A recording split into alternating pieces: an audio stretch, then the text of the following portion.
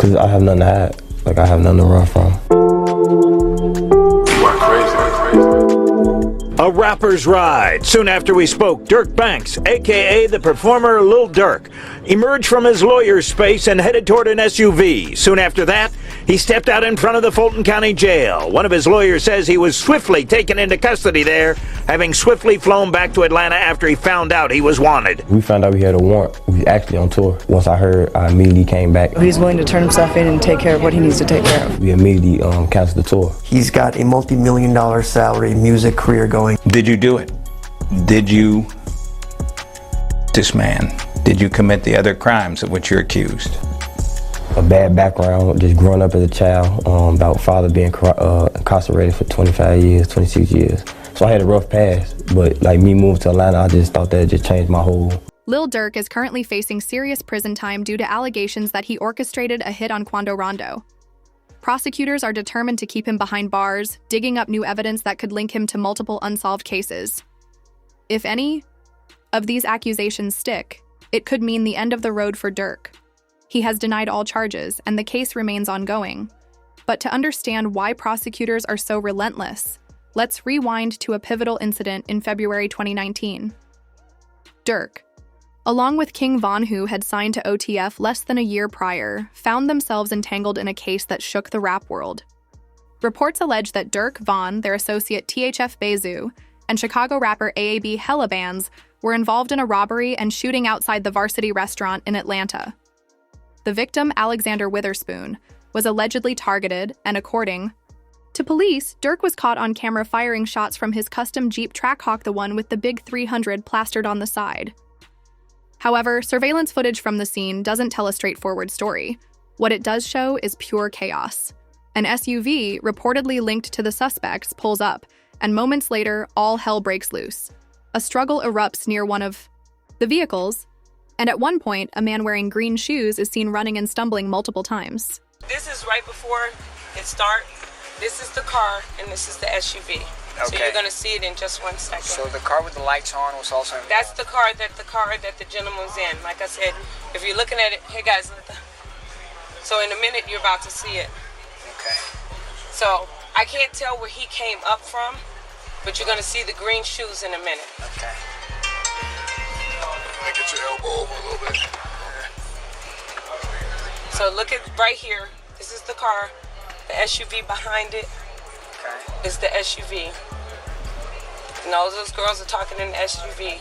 And in 1 second, you're gonna see the guy get out tussling. It looks like they're in the back tussling or something, but you really can't tell what's going on.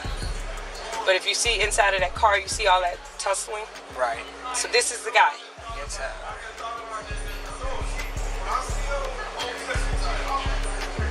That's the guy with the green shoes. He's trying to push the door and all that. So I don't know if he has a firearm too, but I know he falls a couple of times. Okay, there he is. That's him. That's him steady running. He got hit. He's steady running, and then you'll see him fall out in front of us.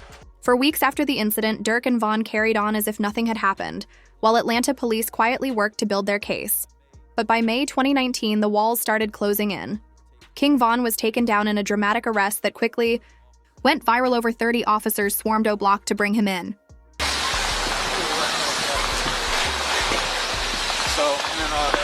So it's this gentleman we were chasing, but on video they went back, went under the cars where we think he ditched it, got in the vehicle, we stopped the vehicle, get him out, battery, fight with that.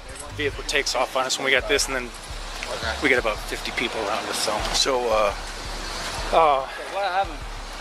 You're gonna go to jail for battery to a police officer. Who I hit? Me? Where? And you also. I got everything. Where at? Thank you very much. We'll take it I've been then. cuffed since I was in the car. If I go home, it's Valentine's. After Von's arrest, Durk took to Twitter with a simple but powerful message: Free V. But just as the dust began to settle, tragedy struck again. A week later, AAB Hella Band's real name Amir Gaston was shot and killed outside a Miami nightclub in what was believed to be a revenge hit. This wasn't a random act of violence. Hella Bands had a history. Back in 2015, he was allegedly responsible for the murder of Chris Smokes, a rapper affiliated with the LSG 109th crew, also known as the Kush Cowboys. This crew had deep ties. to major alliances like the Gangster Disciples and the Black Gangster Disciple Nation. 4 years later, the streets caught up with him. An LSG member named Austin Hall reportedly tracked him down in Miami and ended his life right in front of a packed nightclub. From the Miami Beach Police Department shows people running for their lives on South Beach. Moments later, this man is seen running diagonally across Washington Avenue. Miami Beach Police now say they believe this is the man who opened fire, killing 24-year-old Amir Golston, better known as rapper AAB Hellabans. Just 2 days after Hellabans' death, THF Bezu was arrested in Chicago as a fugitive linked to the same Atlanta case.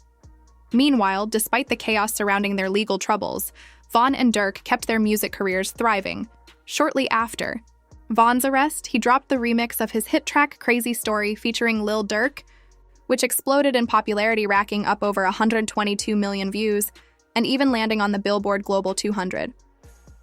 And just when it seemed like things couldn't get any messier, Durk took to X to announce that he would be turning himself in the next day. But before doing so, he made a stop at his lawyer's office to clear the air, declaring his innocence and insisting that he had left his past affiliations behind. Yo, we out here. We out here. Yo, what's up? You know, you get in type of that in a predicament like this, you would sit back and be like, damn, like why I ain't never do this more? Why I ain't never do this with my kids more? Why I ain't do this with my pops more or my mama? You know what I'm saying? So it just set me down, so I just understand. Just 2 days after Hellabans' death, THF Bezu was arrested in Chicago as a fugitive linked to the same Atlanta case. Meanwhile, despite the chaos surrounding their legal troubles, Von and Durk kept their music careers thriving. Shortly after Von's arrest, he dropped the remix of his hit track Crazy Story featuring Lil Durk, which exploded in popularity, racking up over 122 million views and even landing on the Billboard Global 200. And just when it seemed like things couldn't get any messier, Durk took to X to announce that he would be turning himself in the next day. But before doing so, he made a stop at his lawyer's office to clear the air, declaring his innocence and insisting that he had left his past affiliations behind.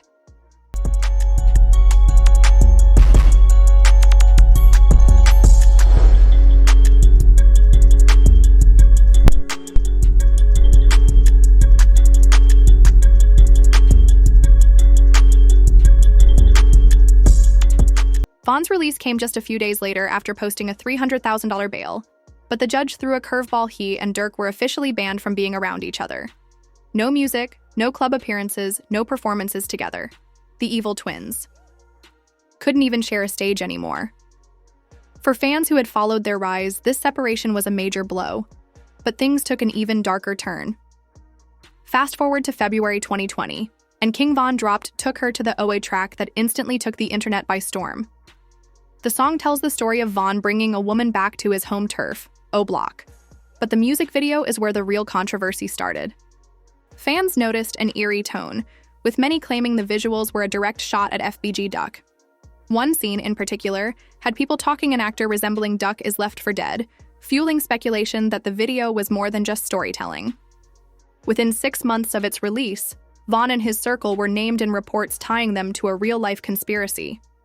Media outlets began connecting the dots, suggesting that the long-standing feud between FBG Duck's STL EBT crew and Von's O Block had reached its peak. These two factions, separated by just a few blocks on Chicago's South Side, had been at war for over a decade, with tragic losses on both sides.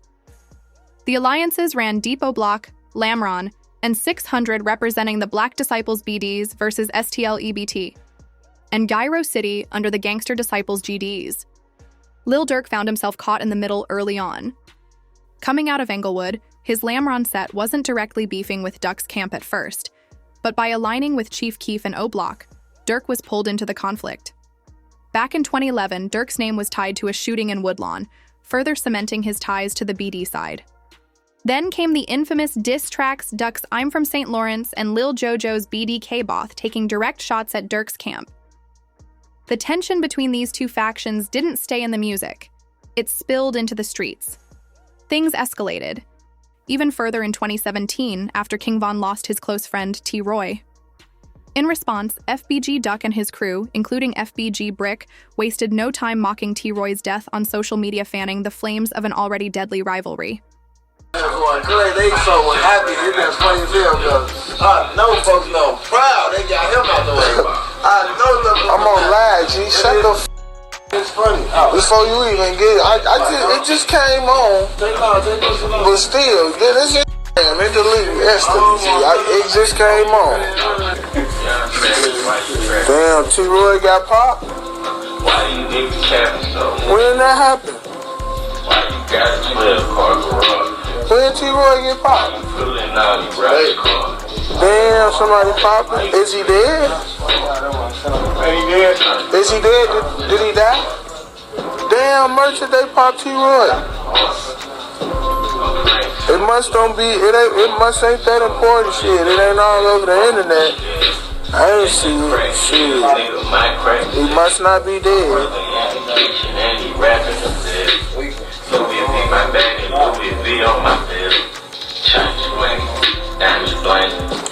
Damn, he died, merchant. When news of T-Roy's death broke, reactions were immediate and ruthless.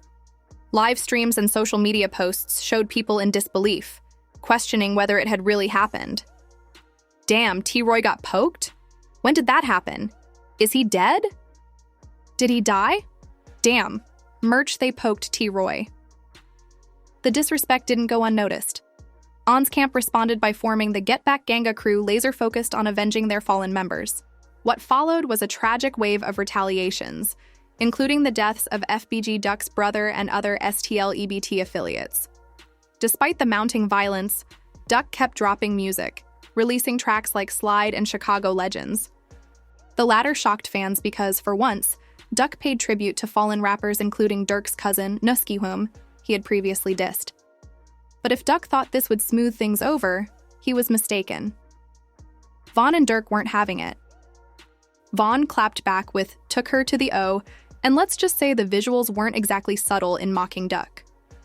In response, Duck dropped "I'm from 63rd and Dead BH," escalating things by calling out members of O Block and 600 who were no longer alive. Then, in August 2020, everything came to a head. FBG Duck was caught in a brutal daytime ambush in Chicago's upscale Gold Coast, just steps away from the Dolce & Gabbana store. 5 O Block members, C. Murda, Kenny Mack, Loss, C. Thang, and Marcus Smartware charged in connection with the hit. 6th suspect, Zell Muni, tragically took his own life before charges could even be filed. Surveillance footage traced the shooter's route, making the O Block connection undeniable. But the aftermath made things even messier. Allegations surfaced that King Von had put a $100,000 bounty on Duck. Reports claimed Von handed out O Block chains and stacks of cash like trophies after the hit. Apparently, he funded 16 custom chains to celebrate, and guess who was allegedly spotted wearing one of them? Yep, Lil Durk. When Von was killed in November 2020, any potential charges against him disappeared, but Durk's name continued to surface. Legal documents even suggested that he held a high-ranking position within the BD hierarchy, further fueling speculation about his involvement in the ongoing street war.